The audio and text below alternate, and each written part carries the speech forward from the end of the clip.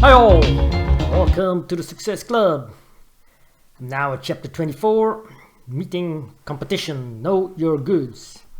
This video is sponsored by mynewskin.nl. Check it out. Awesome products, health and beauty. Well, that was the word of the sponsor. Let's get started. This is the age of push, struggle and fierce competition. Study your competitor, his manner and method of doing things. There are certain lines of business in which the salesman has no competition. This, however, is the exception. There are many lines in which the competition is more imaginary than real. That is to say, the quality of the goods of the so-called competitor is so much inferior to that of the goods carried by a first-rate house that there is no real competition. The buyer, however, who is usually shrewd and, unfortunately, is often unscrupulous, will, if possible, lead the salesman to think that competitors have given better prices or better terms, and that their goods are superior. The salesman who is not armed at every point to meet his tactics runs the risk of being imposed on. One superlatively good rule is this: know your goods. That will enable you to meet both real and imaginary competition. By this we mean be familiar with the intrinsic merits of the goods you are selling and know the market conditions which surround the trade. Read very carefully all the literature and advertisements put out by your house. Nothing will destroy a buyer's confidence more quickly than to find a salesman ignorant of the claims made by his own house or of the specific qualities of the goods offered for sale. Salesmen need to keep themselves fresh and enthusiastic in regard to their goods, not only by thorough reading of their house organs and all literature issued with the view of creating patronage, but also by getting information from every possible source that will help them in their special line. Outside of what a man can learn from the printed matter furnished by his own house, he may learn much additional from leading trade journals and by talking with men who are familiar in a practical way with his line. In getting information from the salesman of a competing house, it is best not to exchange confidences. Learn all you can in an open, fair way, but do not resort to trickery or to any methods which you would be unwilling to have a competitor use with your house. The second rule for meeting competition is know competitors' goods. This again involves not only being familiar with the quality and uses of the goods, but with the reputation of the manufacturer and his selling agents, as well as the class of trade to which competitors cater, the class of salesmen they employ, and the ethics they observe in doing business. Some believe that 3/4 of all business is done on a friendship basis. But it is a different friendship than that meant by the accepted term. It is business friendship, not social friendship. Naturally, if you do a business amicably with a man for a long time, you are friendly. You call each other Smith and Brown, possibly Charlie and Eddie. Maybe you lunch together occasionally. But such friendship is in no wise like that bestowed on your old neighbors, your college classmates, or your club brothers. Many a man who has started out to do business on a real friendship basis has found out to his sorrow that it can't be done. Friendship and business don't mix is an old adage and a true one. You can't presume on your intimacy with a man to sell him goods, and it is seldom you can get his trade away from a successful salesman, even if you have identical goods and quote the same price. The salesman has become the buyer's friend too, in a different way to what you are, but still a friend and deserving of consideration. No doubt business friendship plays a very large part in business, getting with all salesmen.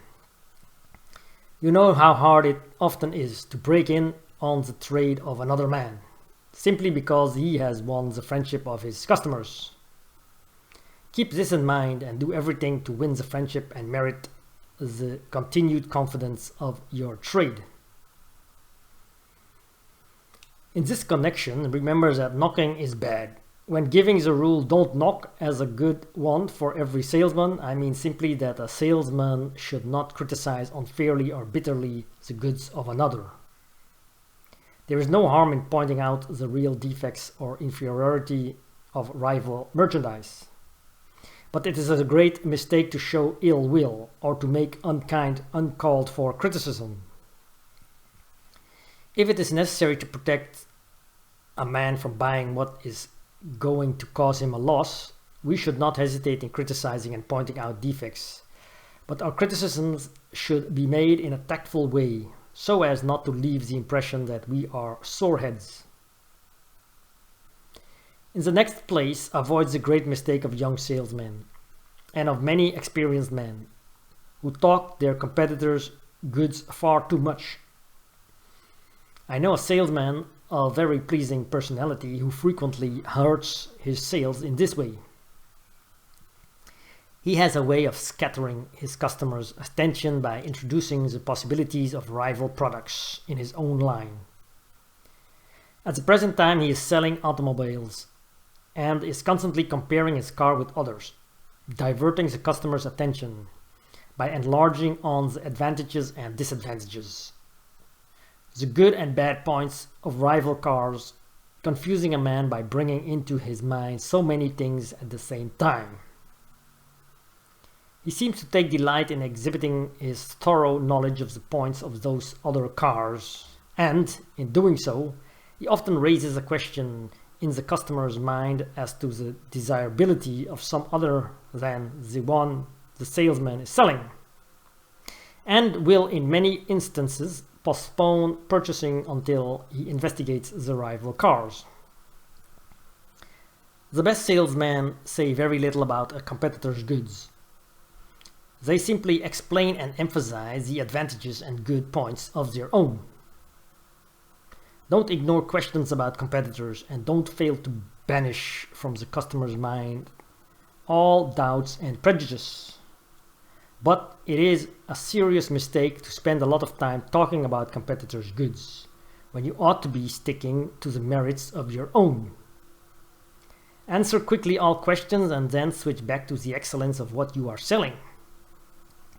Be so enthusiastic about your own selling points that rivalry will be forgotten. In meeting competition, do not be fooled by the question of price. At present, very many staple lines are about the same quality and the same price, so that you must bring out, as a high-grade salesman should, the fact that service is the main consideration. Show what your house can do in the matter of prompt deliveries, careful packing, dependability as regards uniform quality, correct counts, liberal terms, etc. And do not forget that the general reputation of your house is a selling point.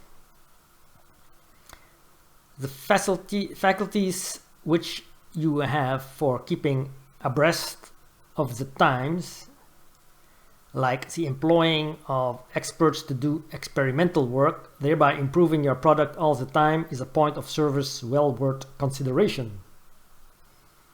Not the least important of the methods to meet competition is for the salesman to analyze both the conditions of the people on whom he calls and the territory in which he works. Any suggestions that he may make to his house will help in the matter of educational advertising, which always can be used to advantage in selling. Above all, a salesman can meet competition most effectively by a strong personality. Remember that your goods are judged by yourself, sometimes even unfairly, and remember that we are always judged by our weakest points. Hence, in order to hold your old trade from competitors and to get new trade, you must possess business magnetism, which is another way of saying a strong personality. Well, that was chapter 24. I will continue with chapter 25, the salesman and the sales manager, in the next video. So check out mynewskin.nl. Let me know if you like it. Subscribe and see you next video.